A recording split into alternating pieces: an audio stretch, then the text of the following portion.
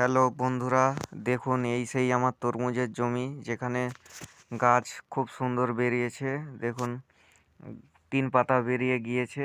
সেখানে কিছু পোকার আক্রমণ হয়েছে। দেখুন বন্ধুরা, পাতা কুঁকড়ে যাচ্ছে।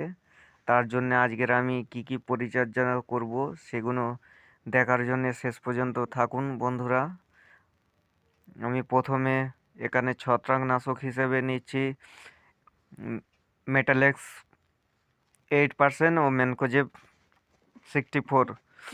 আর শিকড়ের জন্য আমি এখানে নিচ্ছি হিম স্টার, যার মধ্যে আছে ফলভিক ও হিউমিক, ও তার সাথে আছে অ্যামোনিয়া অ্যাসিড, যেটা শিকড়ে বৃদ্ধির কাজ করবে। আর এখানে সাদা মাছি ও থিপসের জন্য আমি নিয়েছি ফিপ্রোনিল 50%, যেটা জাম নামে পাওয়া যায়।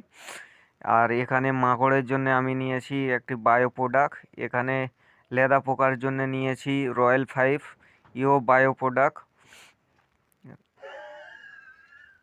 এখানে খাবারের জন্য নিয়েছি 19 নিয়েছি, যেটা এরিজ কোম্পানির।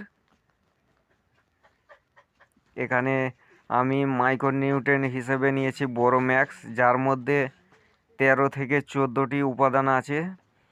A to Z এর মধ্যে উপাদান আছে খাবার।